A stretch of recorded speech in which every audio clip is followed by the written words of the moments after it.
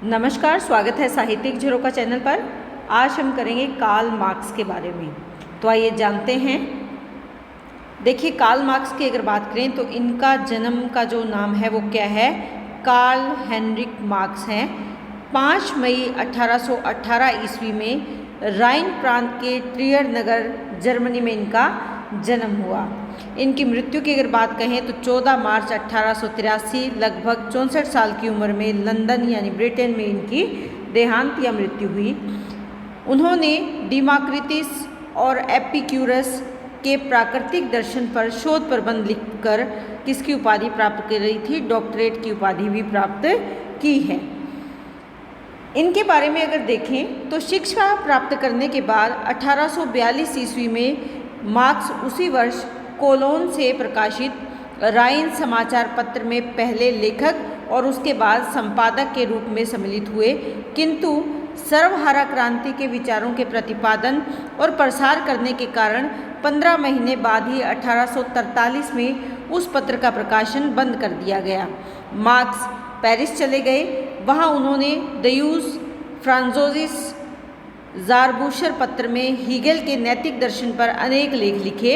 1845 में वह फ्रांस से निष्कासित होकर ब्रुसेल्स चले गए और वहीं उन्होंने जर्मनी के मजदूर संगठन और कम्युनिस्ट लीग के निर्माण में सक्रिय योग दिया।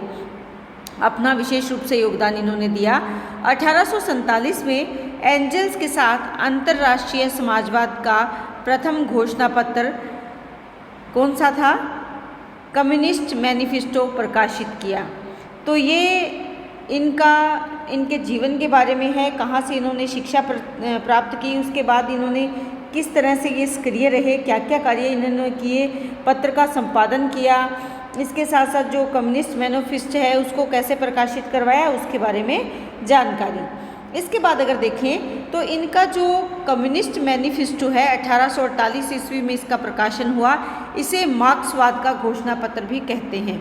इस पुस्तक में शामिल कुछ पंक्तियां हैं जो बहुत प्रसिद्ध है कि दुनिया के मजदूरों एक हो जाओ। देखिए, क्योंकि ये जो मार्क्स हैं ये किन विचारों के थे, ये उस गरीब शोषित वर्ग को ऊंचा उठाना चाहते थे, उनके जीवन के संकटों को दूर करना चाहते थे। तो इन्होंने अपनी पुस्तक में क्या कहा है, दुनिया के मजदूरों एक हो जाओ। दूसरा ये कहते हैं कि धर्म एक अफीम है जो व्यक्ति को कर्महीन बनाने के लिए पर्याप्त है। धर्म पीड़ित प्राणी की आह है, एक हृदयहीन दुनिया का हृदय है। तो यहाँ पर धर्म के बारे में भी इन्होंने विचार दिए हैं। दूसरा, ये मजदूरों की एकता पर अपने विचार व्यक्त करते हैं। इनकी पुस्तक है दास कैपिटल।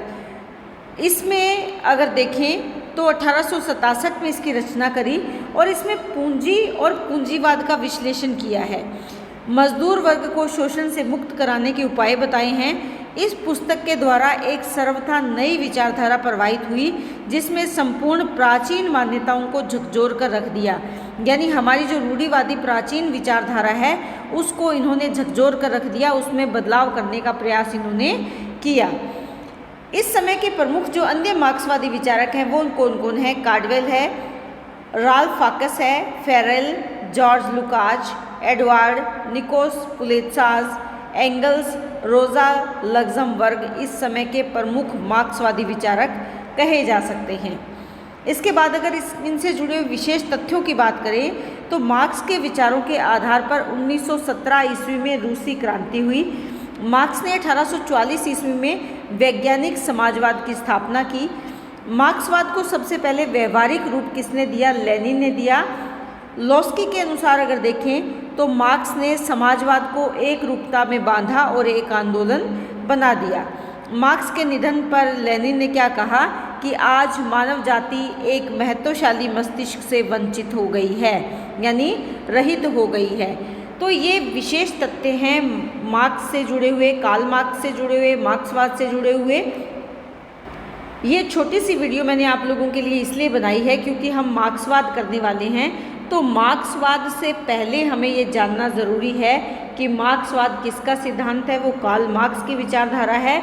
और कार्ल मार्क्स कौन थे, कहाँ जन्म हुआ और किस प्रकार उनके जीवन में घटनाक्रम चले, उनको संक्षेप में मैंने यहाँ पर बताने का प्रयास किया है। आपको ये छोटी छोटी बातें यहाँ पर याद रखनी है।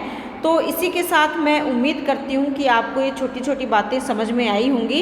इन बातों को आप याद रखेंगे। तो नेक्स्ट वीडियो में हम करेंगे कि मार्क्सवाद क्या है। बहुत बहुत धन्यवाद।